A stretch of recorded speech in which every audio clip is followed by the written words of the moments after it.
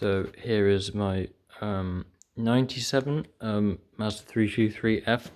To many other people, it is a shit box, which it is in its rightful class. But I consider it to be actually quite a good car. Well, previously I'd bought it for like 600 quid with a blown gearbox. So I changed that, and also the other minimal amount of parts that I needed to get it on the road, including brake pads.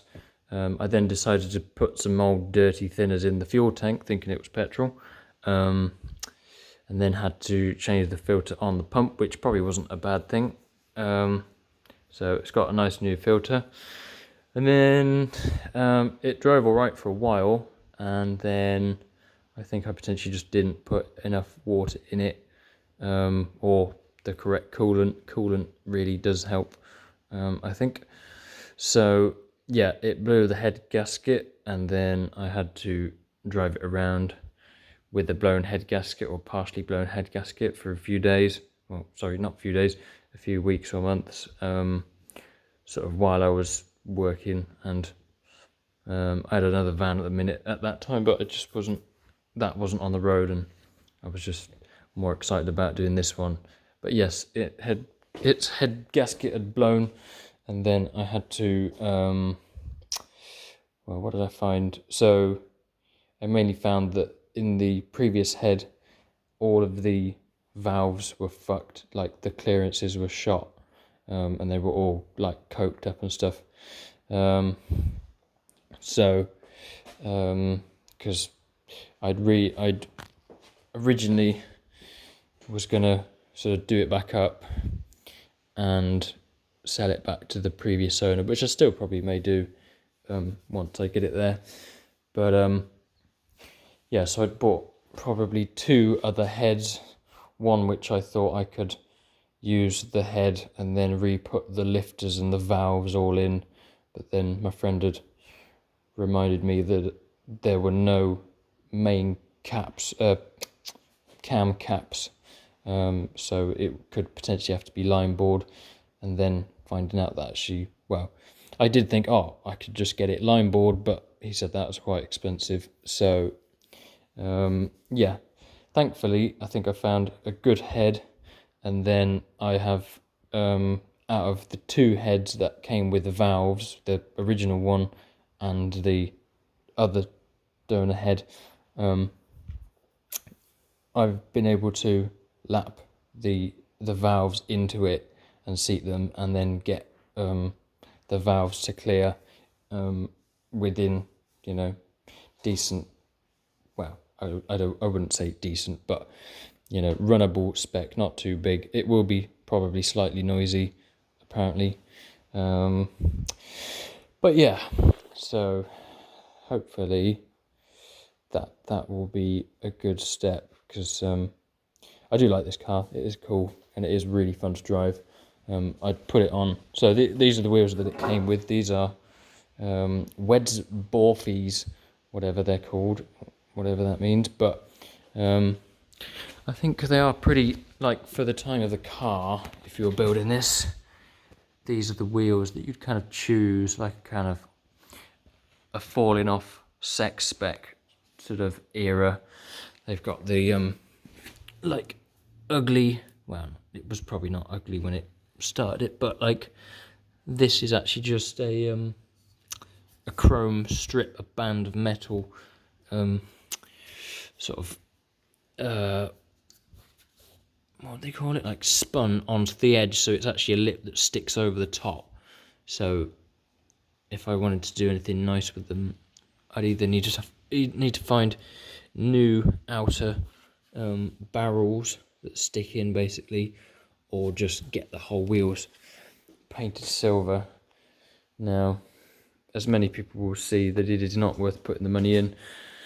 I still probably would if I had a lot of disposable income. I'd probably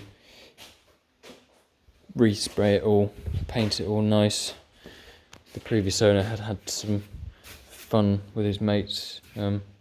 He said some story about basically getting the speaker trapped in there, so that's why there's a big dent in it. And then yeah, so I've put it on coilovers. It actually drives really nice, and for the road, this is the heaviest part is the bloody boot lid. I need to get some more gas struts, but they're like about 80 quid each, which isn't a lot retrospectively, but yeah. So I think these cars are great. They look sick. They've just got a real, like, they're one of these last sort of types of cars that are made with like just a really good flowing sort of image to them. So I think these are great. So yeah, I would like to plough a lot of money into this, but it's probably not wise to. But it's actually a really comfy like seating position. Just nice and simple, and just like wraps around you. Like it just it's really quite snug, and all the buttons are all like nice 90s like clicky.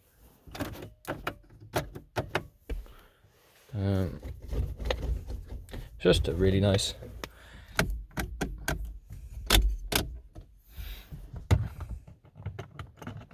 Oh, those don't make a good clicky noise. These ones do. And these are all, these are from my other Mazda. I've moved this from my other friend's garage. This was one interesting thing that I found from my other thing. I think it might be a baby mirror, but it looks like there's been other suspicious powders on it. Not of my use, of course. And there was a sub thingy in there. Ooh, nuts and bolts. So yeah, I think the guy had left. He'd plugged a sub in, but I touched the wires in the boot, and they shocked me. So yeah, I just need to finish putting all the timing belt back together, and all the auxiliary belts, and put the rest of it back together. And then once I've done the cam belts and stuff, I can then compression test it and confirm if it's going to be good to run, or if I have to take it back apart again. This is all torqued down, so fingers crossed.